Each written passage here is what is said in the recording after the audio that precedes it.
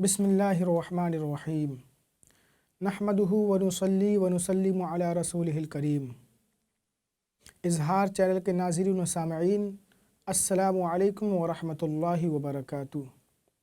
हम अपने तमाम नाज़रीन का इजहार चैनल की जानिब से शुक्रिया अदा करते हैं। आप देख रहे हैं इजहार चैनल का प्रोग्राम तिब्बे नबवी सल्लल्लाहु अलैहि वसल्लम। नाज़रीन, आज का हमारा उन्वान है नमाज फ़लसफ़े सेहत व तंदुरुस्ती। पिछले एपिसोड में हमने आपसे नमाज के तिब्बी और साइंसी फ़वाइद से मुताल्लिक़ गुफ्तगू की थी, लेकिन कुछ बातें बाकी रह गई थीं। आज हम उन्हीं बातों को आपसे बयान करेंगे, उन्हीं से मुताल्लिक़ गुफ्तगू करेंगे। मुहतरम नाज़रीन, सबसे पहले हम बात करते हैं शराइत नमाज और जदीद साइंस के बारे में। नमाज की शर्तें जैसा कि हम सब जानते हैं, सतर औरत, तहारत, नियत, वक्त, इस्तिक़बाल क़िबला वग़ैरह हैं। लेकिन हम यहाँ सिर्फ़ तहारत यानी नमाजी के बदन, जगह और कपड़ों का पाक होना, इसी से मुताल्लिक़ गुफ्तगू करेंगे। किसी भी नमाज को अदा करने से क़ब्ल तहारत व पाकीज़गी नहायत ज़रूरी और लाज़मी है, जिसे हम फ़िक़्ही इस्तिलाह में नमाज की शर्त कहते हैं। आइए हम ये जानते हैं कि नमाज से क़ब्ल तहारत क्यों ज़रूरी है और इसका फ़ायदा क्या है। नाज़रीन, नमाज एक मुकम्मल ज़िंदगी, बंदगी, हयात और ज़ियाए दारैन है। इस्लाम ने इसको पढ़ने यानी इस नमाज को शुरू करने से पहले कुछ शराइत मुक़र्रर की हैं। यानी जिस तरह किसी भी वर्जिश को शुरू करने से पहले उसकी तैयारी की जाती है, वर्जिश की मालूमात करके फिर उस अमल को शुरू किया जाता है, बिल्कुल उसी तरह नमाज एक मुकम्मल और मुतवाज़िन वर्जिश है। इसलिए इस अमल को शुरू करने से पहले इसका इल्म ज़रूरी है। चूँकि नमाज इलाज है दुखी दिलों का, इसलिए इस शिफाई अमल को शुरू करने से क़ब्ल जिन चीज़ों का होना ज़रूरी है वो शराइत हैं। जिस तरह एक शाफ़ी दवा की तैयारी के लिए जड़ी बूटियों या केमिकल्स, फिर उसकी तैयारी के लिए औज़ार, उसके माहिरीन और उसका तरीक़ा, बिल्कुल यही चीज़ें नमाज का भी हिस्सा हैं। जगह का पाक होना। आइए अब हम इसके मुताल्लिक़ गुफ्तगू करते हैं कि जगह का पाक होना, जदीद साइंस इसके बारे में क्या कहती है। नाज़रीन, चूँकि नमाज की अदायगी एक मुकम्मल अमल है, इसलिए इसके लिए ऐसी जगह का इंतखाब किया जाए जहाँ किसी मर्ज़ के जरासीम ना हों, क्योंकि बाज़ औक़ात वो जगह जिसे हम नापाक समझते हैं वहाँ पैथोलॉजी के मुताबिक छूती अमराज के जरासीम होते हैं। लेकिन ये तहक़ीक़ तो अब हुई है, इस्लाम ने तो सदियों पहले इससे आगाह कर दिया था। बिल्कुल यही कैफ़ियत नमाजी के बदन के पाक होने की है, क्योंकि जब मुसलमान नमाजी मस्जिद में नमाज के लिए जाएगा तो उसके कपड़े और बदन साफ़ ना हुए तो उससे बहुत सारे नुक़सानात फैलने के ख़तरात पैदा हो जाते हैं। नमाजी का बदन अगर साफ़ ना हो और उसके बदन पर बेशुमार किस्म के जरासीम मादे लगे हों तो यही नमाजी दूसरे नमाजियों के लिए छूती अमराज फैलाने का ज़रिया बन जाएगा। यही नमाजी नफ़रत और कराहत का ज़रिया बन जाएगा। लोग उसके करीब नहीं आएंगे। फिर अगर गंदे कपड़ों में मलबूस और मैला बदन नमाजी जिस जगह बैठेगा तो वहाँ ये अमराज फैलाने का ज़रिया बन जाएगा। लिहाजा इन तमाम उमूर के पेश नज़र नमाज अदा करने से क़ब्ल तहारत व पाकीज़गी बहुत ज़रूरी है, बग़ैर इसके नमाज होगी ही नहीं। मोहतरम नाज़रीन, अब हम आपसे नमाज के फ़राइज़ और उससे मुताल्लिक़ कुछ उमूर पर गुफ्तगू करते हैं।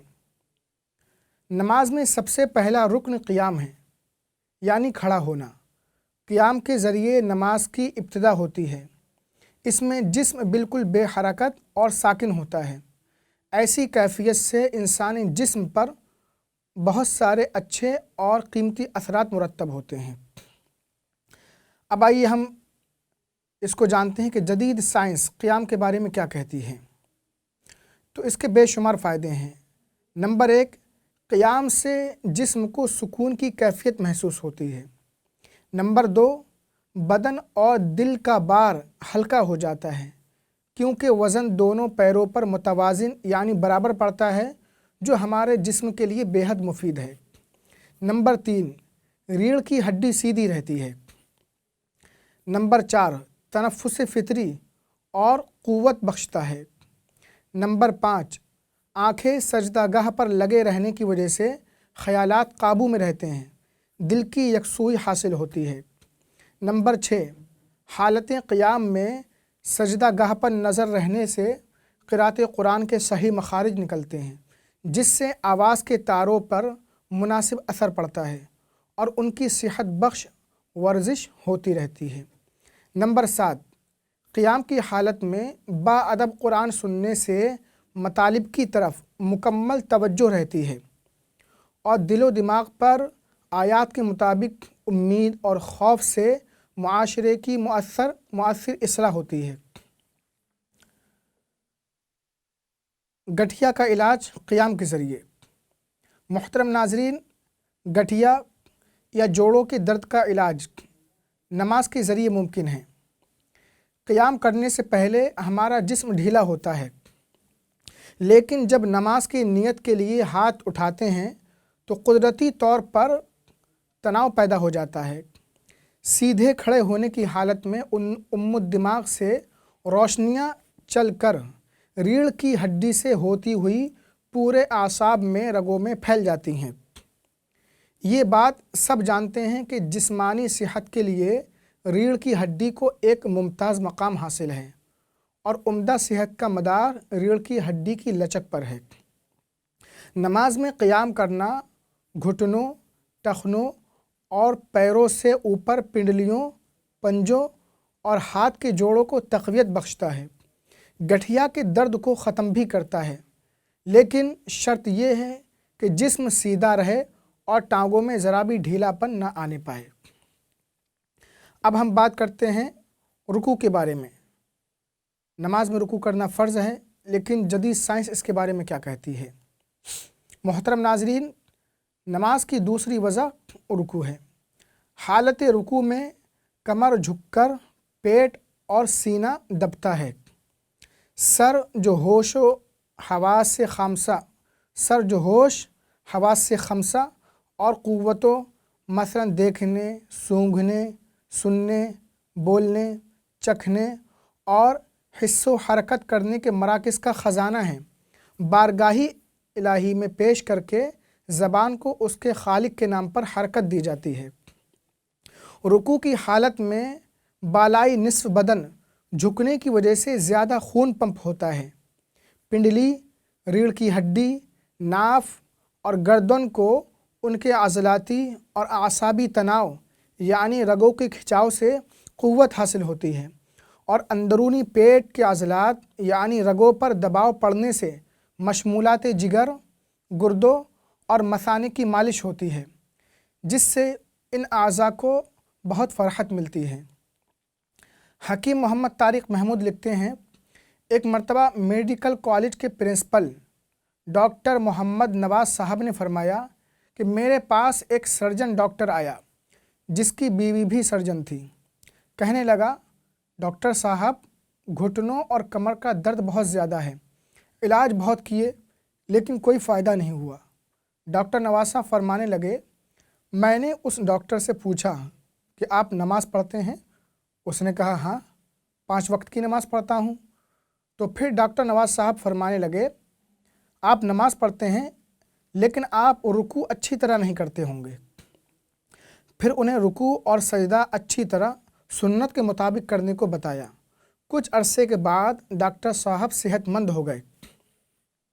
محترم ناظرین، رکوع سے اسپائنل کورڈ یعنی حرام مغز کی کارکردگی میں اضافہ ہوتا ہے اور وہ مریض جن کے اعضاء سن ہو جاتے ہیں وہ اس مرض سے بہت جلد افاقہ حاصل کر سکتے ہیں۔ رکوع میں گردوں کی پتھری بننے کا عمل بھی سست پڑ جاتا ہے۔